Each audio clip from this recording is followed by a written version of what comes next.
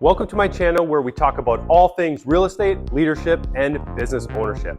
No BS, no promos, no sales, just education.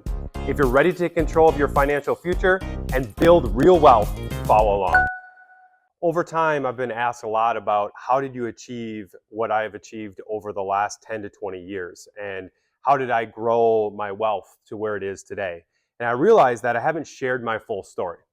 I did bits and pieces on podcasts, but I want to share my full story with you today because I do think, while a lot of people have asked, I also think it would help. It would help you grow your financial freedom. I think it would help you grow your wealth. I think there's a lot of things about my story that people can relate to, and it does show that anybody can do it. So where am I today? So I own $375 million worth of real estate. I have a little over 2,700 units, and I own them all myself. I own all the equity, no partnerships, no syndications. It's a different path, and it's a path that you don't have to do exactly like me, but it has worked. I also own the property management company, as well as it's not just management, it's also construction as well. And those are my main holdings, right? That's the main businesses that have helped me grow my wealth.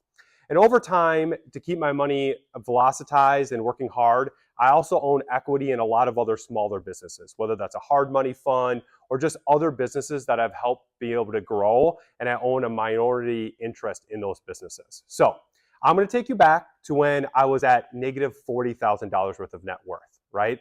To where I am today, and just walk you through my story so that you can just understand that you could be anywhere. Like, don't be embarrassed about where you are. I'm a little embarrassed to be when I put my financials together, and I first understood that when my assets and my liabilities equaled negative 40,000, right? But you have to start somewhere. And I think understanding where you are is the first block of understanding where you need to get. So I'm going to start back at the beginning. And I'll make this brief, but my story is pretty typical, right? I had a great mom and dad, but we didn't have a ton of money. My mom was a school teacher. My dad worked in a factory. They provided a great life, but what they didn't provide was the financial literacy piece. And there's just a lot of people that don't understand financial literacy. School wasn't teaching me that. My family and friends weren't teaching me that. And I took the typical path. While I had great parents that taught me a lot about life, they just didn't teach me anything about financial literacy. And I think there's a lot of people in the same boat. So what do? They encouraged me to go to college. So even though I didn't know exactly what I wanted, I knew it was something in business. I went to a 4-year college. And college didn't teach me anything about how to invest money or how to build wealth.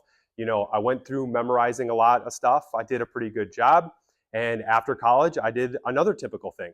Started working for corporate America. Worked for a corporate Fortune 50 company. I spent a decade there. And as I started working there, something interesting happened, right? Because there was things I did learn about life. I learned, because I grew up in a really small town, that work ethic's everything. And I'll never be outworked. So I started working really hard at my job. I learned that it is really important to educate yourself at what you're doing. I was in a leadership job, and I started reading a lot of leadership books so I could be better with the team that I was building. And I also knew that besides understanding how to lead people and working really, really hard, it was also very, very important to understand the financial piece of whatever you do. Because most people, most W-2 people, work for somebody, and at the end of the day, it has to be profitable.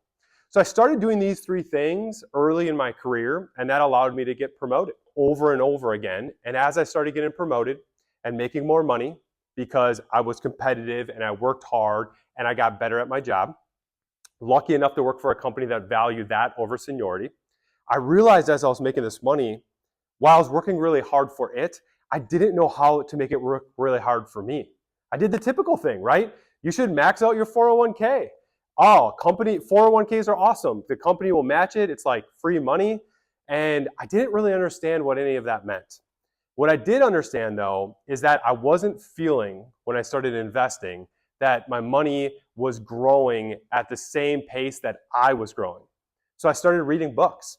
That's something that, educating yourself on leadership was one thing, but then educating yourself on financial literacy and growing your wealth just really opened my eyes to question or be curious around a lot of the things they told me. Like just throwing your money into these traditional investments that you probably don't understand and you definitely can't control. I mean, I remember the first time that I understood that a 401k that you can't access it until you're 59 and a half. I mean, that was crazy to me that there would actually be a penalty for me to get my own money back. And that like changed a lot because everybody was telling me it's like free company match. You can put your money in a 401k and it's like the best thing ever. But you can't get your money back and they tell you a certain age. That doesn't seem free. That seems like you're putting your money in jail for a period of your time. And why are you telling me when I can access my money? So all these questions started coming up. And as I started educating myself more and more, I just came across some really good books that talked to me a little bit about real estate, this other investment. And I tried a lot. I tried investing in stocks. I had Roth IRAs. I had traditional IRAs, 401k, you name it. I think I put my money in just about everything except for crypto at the time because that wasn't a thing.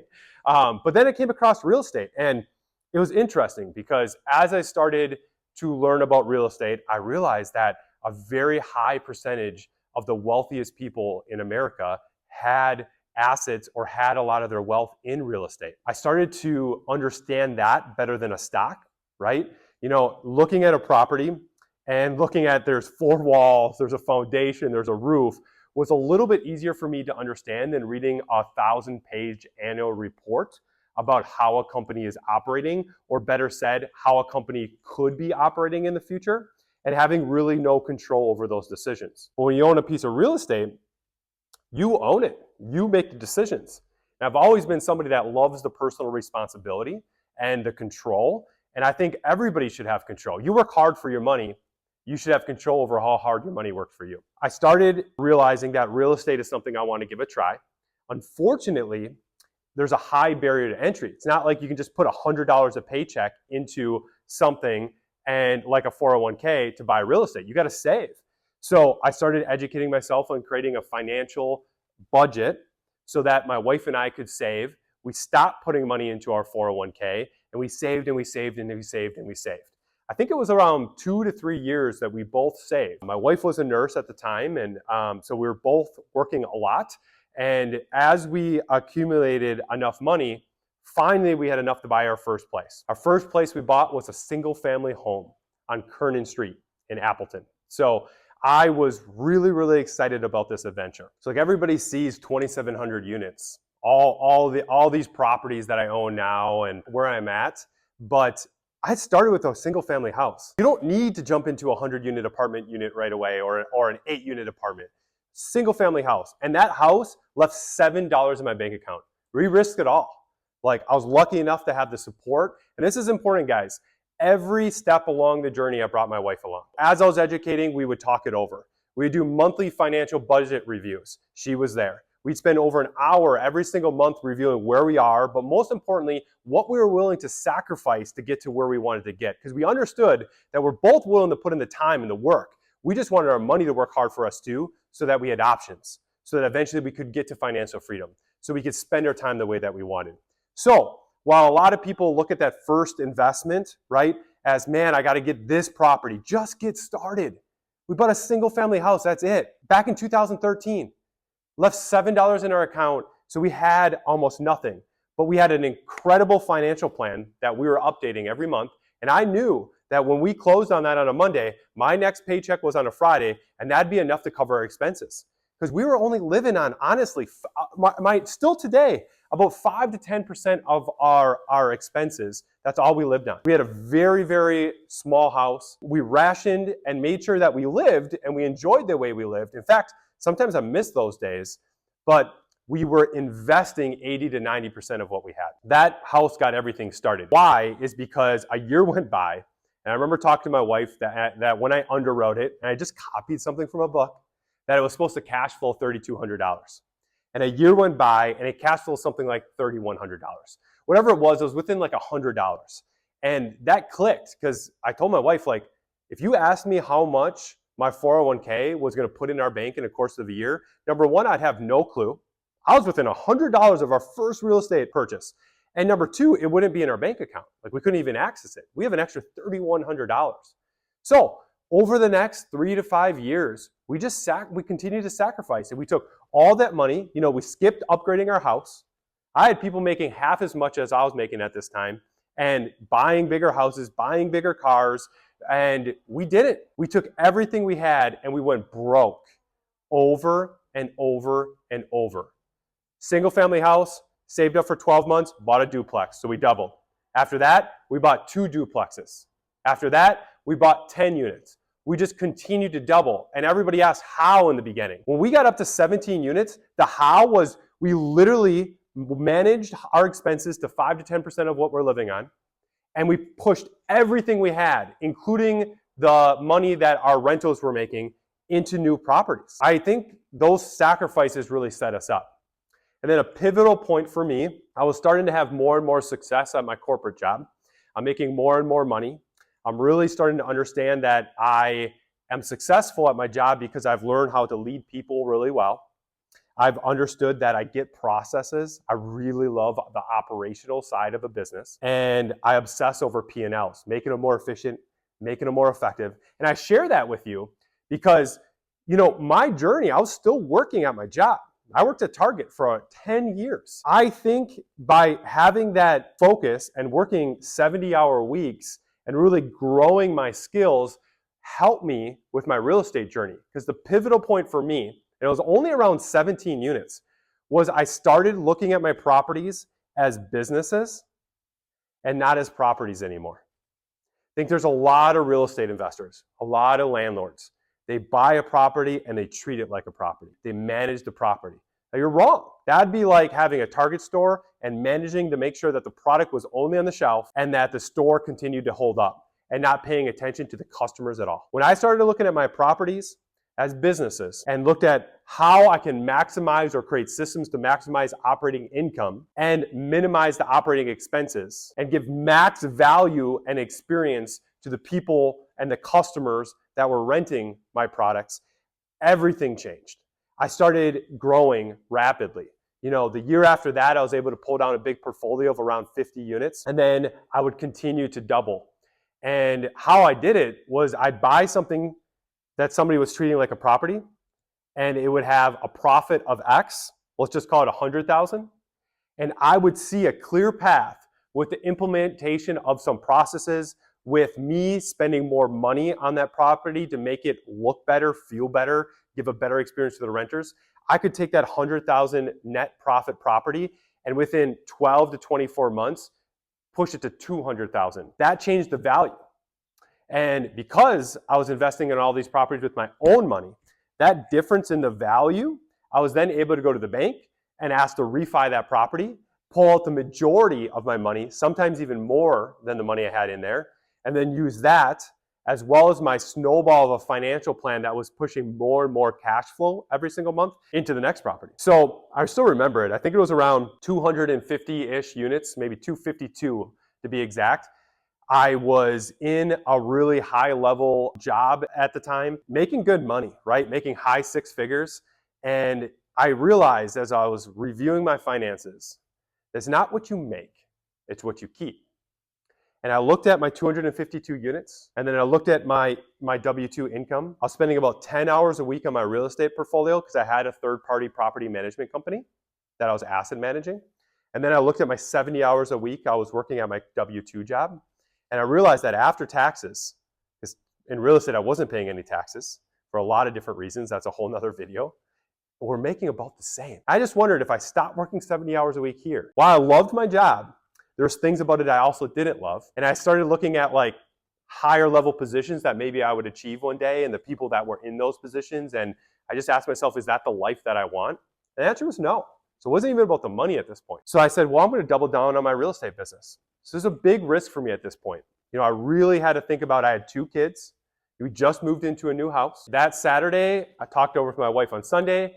And then I put in my notice that next week. I pulled the trigger. And honestly, it was one of the best decisions I've ever done because now I'm 100% in on my real estate business. I had enough money to be able to cover my expenses. I had the emergency fund. I made sure I did it the right way. And maybe that's a video all in itself. But I think like at a certain point, you have to realize that that comfort is not what's right for you. You have to bet on yourself. And if you understand your business and you have control and you have that understanding, that can be huge. At that time, like I said, it was around 252 units. Today I'm at 2,700. It's been about 3 or 4 years, that's it. So the first thing that I did shortly after leaving my job is I obviously built my property management company. And I built it in a way that we would have control over construction. Because as I shared with you, one of the number one things that I do is I try to buy a property that is not invested in, that is not running well, and I treat it like a business. And I try to figure out how to add maximum amount of value for my customers and charge maximum amount for that value that they were willing to pay. And I put out a really good product. So I just continue to do that over and over and buy bigger and bigger and bigger apartments, or as I call them, businesses. Once I change the value, I'd refi some of that money back out and I'd continue to roll. So instead of like worrying about short-term transactional things like flipping a home and then selling it, I'd just buy in great locations. And I'd buy with the intention to keep it forever. And I'd plug my systems and my property management company into it where we had a ton of control. And that just really, really helped velocitize where I am. So my big part of my scaling is essentially I'm flipping and holding these huge apartment complexes everywhere. And all the credit goes to the team that I've been able to scale and build, and the processes that we've been able to implement, and our speed of which we can change the business from X to Y. The three biggest things that have really helped catapult to where I am today when it comes to scaling in my story. And the number one thing is I have been really good with people. I think there's a lot of entrepreneurs, a lot of real estate investors especially, they expect to scale, but they want all of the control and have a hard time teaching, developing, hiring, and building systems with those people. So for me, over 90% of the people in my property management company had no real estate or no property management experience. I taught them, I trained them, I developed them. So I would say, one of the things that I think people don't spend enough time on, I probably spend the majority of my time on either people or strategy. That's it at this point. And I think if you want to scale, you have to realize that while I do own the equity, I didn't choose the syndication piece or the partnership piece. I chose to develop an amazing team and build an amazing company around an amazing team. It's the people that have single-handedly helped me be able to scale. I've been able to attract those people because I've always treated them really, really well. In life, you should focus on helping the other side win a little bit more than you do.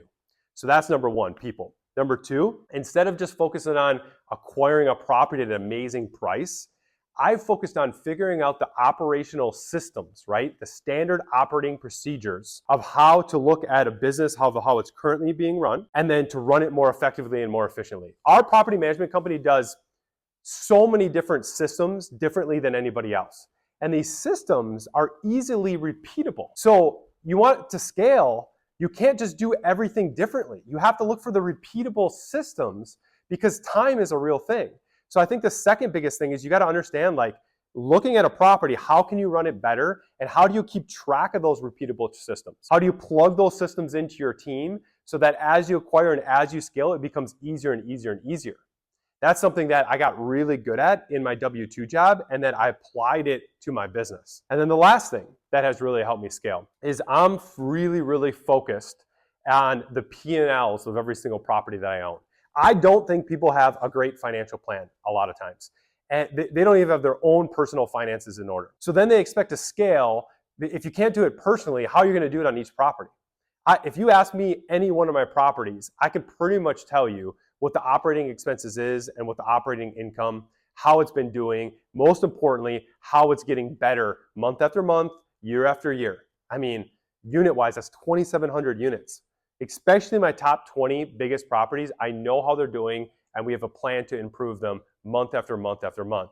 And it's not, trust me, like, we rarely focus on cutting expenses. We almost always focus on how do we do things more effectively, because there is unlimited amount of value and profit that you can create by focusing on just the income side of things and just managing the expense side of things. So just looking at that P&L, understanding that P&L, and figuring out how to make that NOI, that net operating income, better has really helped scale me to where I am today. All right, so if I could go back in time, I always like to share this with my story too. I think the three things that would help me even scale faster, the three pieces of advice I would give you is, number one, you should question everything. I don't think I questioned enough. I would do many things different. For example, I wouldn't even go to college. So I think I would want to question the things that I've been told. And that's a really important thing, because I think sometimes in life, the people that are telling you those things aren't doing or accomplishing the things that you want. And I think that's fair to question then that maybe their advice isn't the advice that would work for you. Number two is, I would say, make sure that if you decide to question that, find people that are where you want to be, right? Maybe not next year, but if you find someone that is like where you want to be in 10 or 20 years, try to work for them, right? Try to figure out how to ask them questions. Watch them. I mean, this day, like, there's everything's on the internet. Like, try to take advice from the people that are actually doing what you want to do or accomplishing the things that you want to accomplish. Last thing, nothing should be transactional in your life. The longer term that you are thinking, the more successful that you will be. So I think in the beginning, I don't care if it's a real estate deal. I don't care if it's a relationship that you're trying to build. Everything should be about not transactional, but about long-term relationships. Like, I don't do anything. I would question anybody that does anything transactional. Anything I buy, anybody I talk to, anybody that's on my team, it's about a long-term relationship.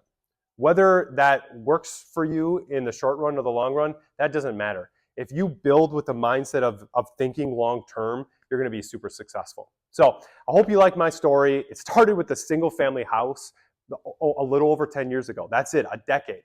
And I've built up this gigantic portfolio. So I know there's a lot of details I didn't answer in this story. I tried to keep it as short as possible, but I think there's a lot of details that I hope tells you that it's realistic for you too. Obviously, it took me a while, and I'm scaling faster and faster, and I love everything I do.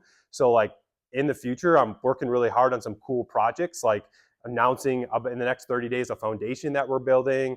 I'm going to continue to acquire properties and velocitize my money, but I also want to help as many people in my journey too. There's a diminishing return to acquire more money, and there's a much higher return to help more people at this stage in my life. So if you like this story, and if you have additional questions that I can expand on, drop them in the comments, subscribe to my new YouTube channel, and I hope you guys appreciated my journey, and good luck to yours.